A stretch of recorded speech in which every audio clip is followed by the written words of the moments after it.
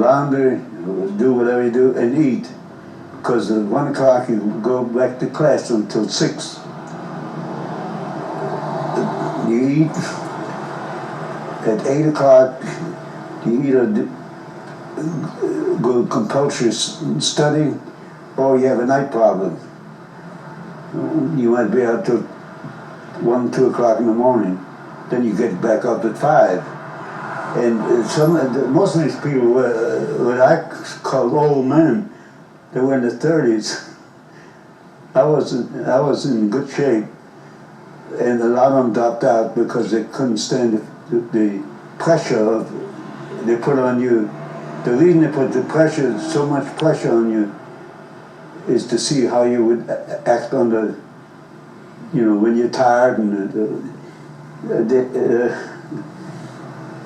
there were 240 started, 86 graduated.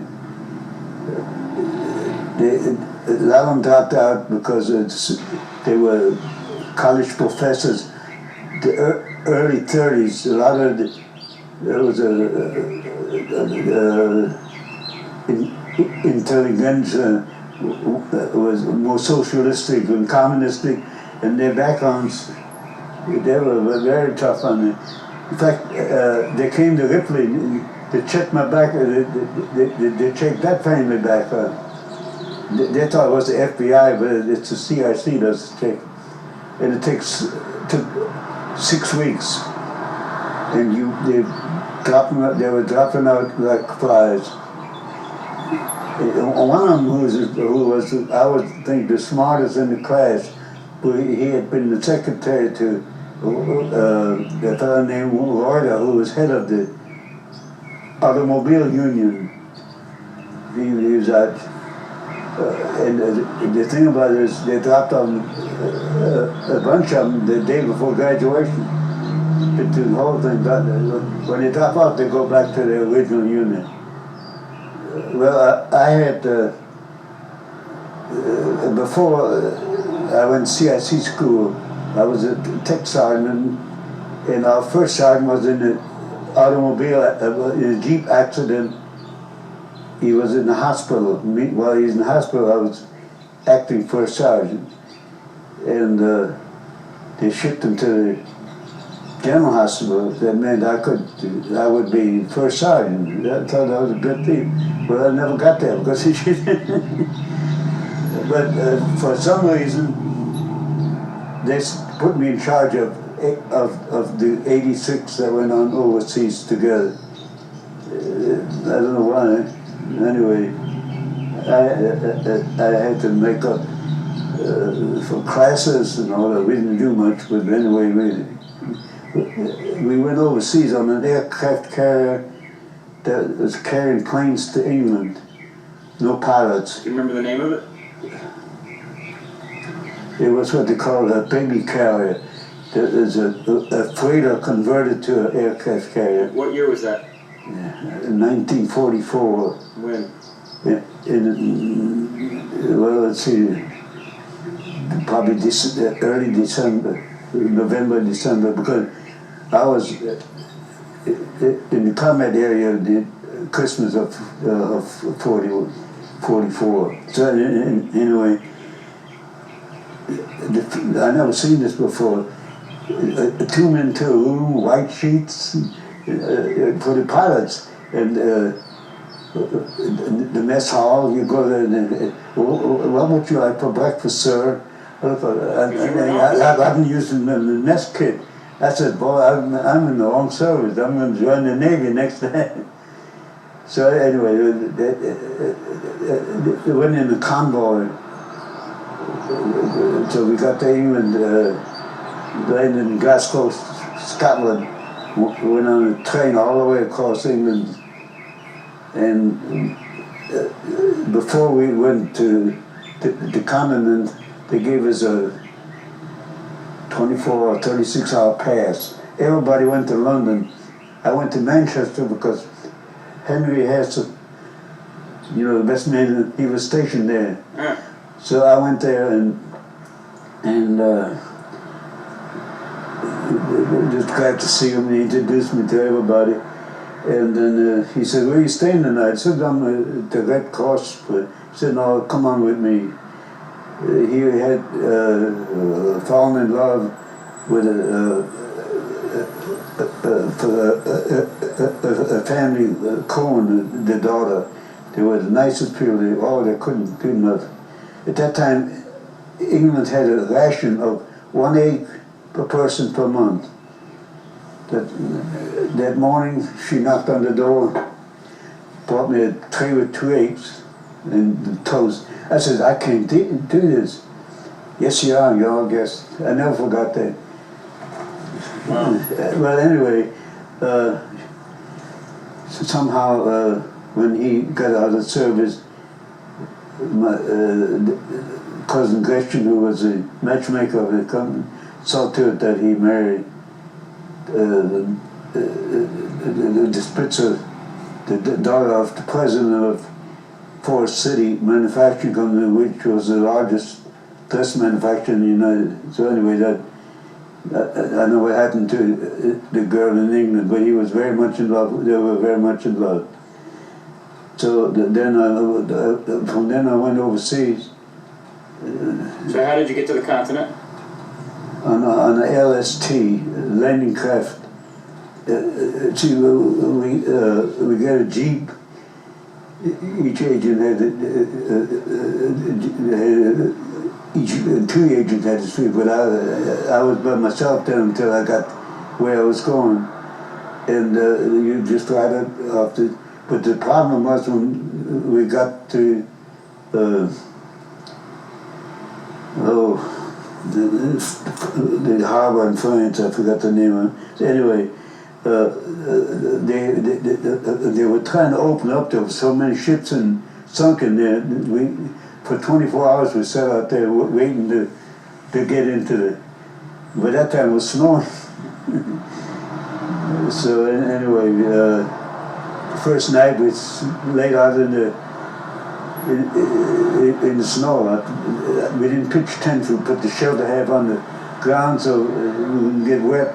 I put all my blankets inside the sleeping bag. All right, so now you're in France. That was in France. And what was your mission? Well, I was a replacement for one of the agents. I don't know how he got hurt. I never found out whether he was. I was in the 88 Recon. They had each armored group, which like a regiment. They had 4 to each army, and they had the 10 agents in that army, and I mean a division, 2 in each armored group. This was a armored division, and I ended up in the Recon, which goes ahead of the troops. I met this McLaughlin was his name. He had been in Africa, Italy, invasion, and I got there, and he says, "I'll tell you one thing, the only way to enjoy this war, to get through this war, is we start drinking in the morning and drink all day." So anyway, he taught me a lot to do, and we went to France, from France to Belgium, and we were in northern Germany. Ended up in my mother's hometown. Nordhausen. Well, in Bad Lauterberg. The war was on, and we could have a separate ration. We could draw a separate ration, just the 2 of us. We got so tired of it. I went to the prison where they had German prisoners, and lined them up and said, "Who is it has been a chef?" One of them says, "Oh, I was with the Hotel Eden in Berlin. Come with me." he could take this powdered eggs and make them taste like, oh, wonderful. And I told him just now,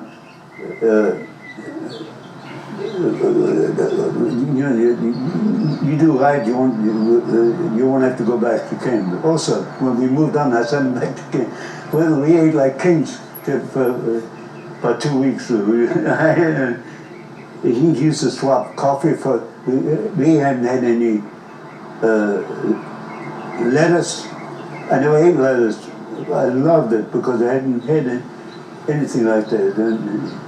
So then I went to Nordhausen to look for the store that my grandfather had. It wasn't there. You didn't see it. All was the rubble. And I asked somebody, says, can you tell me what Pinterest and Hartfeld? Never heard of it.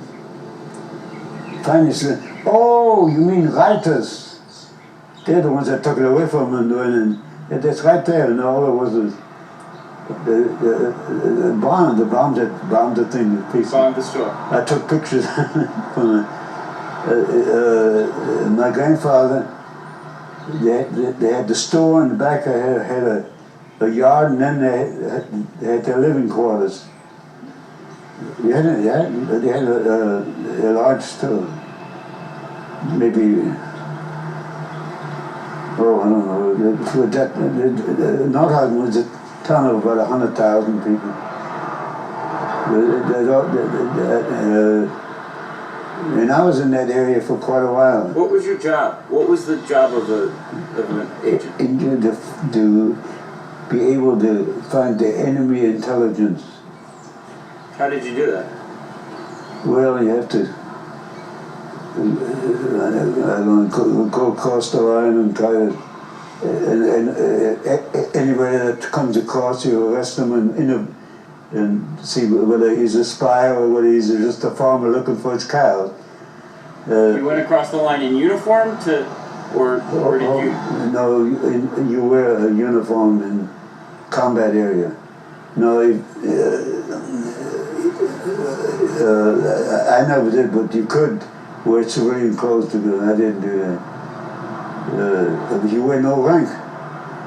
In fact, but you were never impersonating a German. I mean, no. You were not trying to hide. No, I didn't try to hide it. We arrested anyone things suspicious. We try to find out.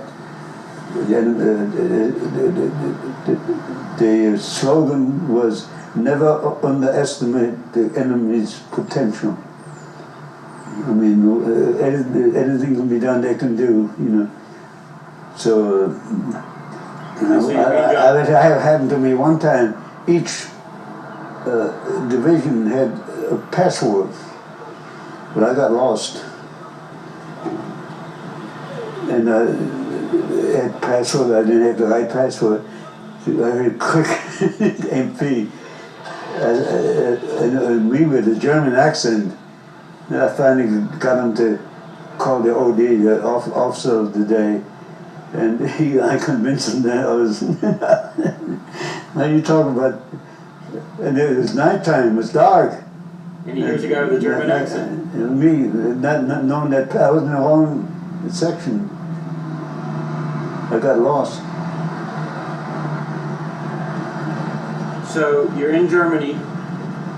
And when we got in Germany, we started requisition places to sleep and eat. They had 2 Russian lieutenants, young, very nice, sent to us that they had a lot of Russian labor in Germany. Some came voluntarily, and some were forced. And when you liberated a town, they would go wild, you know, looting. So they were to go into the camps and sort out the ones, the ones that were forced could go back to Russia. The others, anyway. didn't speak any English, but they fairly good in German. Anyway, we didn't know what to do with them. The war wasn't over, so we gave them a job. It was their job to find quarters and food, and what they did, they had beds with white sheets, and the Germans canned a lot of stuff, like in glass, they always had good food. And then when the war was over, they went to work, but they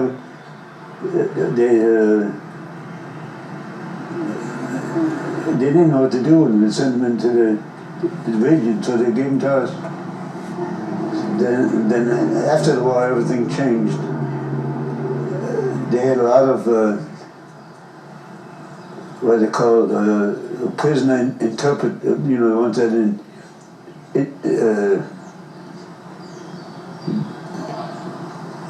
interrogated prisoners of war. They didn't know what to do with them. They attached them to my. Then we had, I don't know how many. I had to give them something to do. We try to find the Nazis and all that. Wait, hang on 1 second. I have to. I think when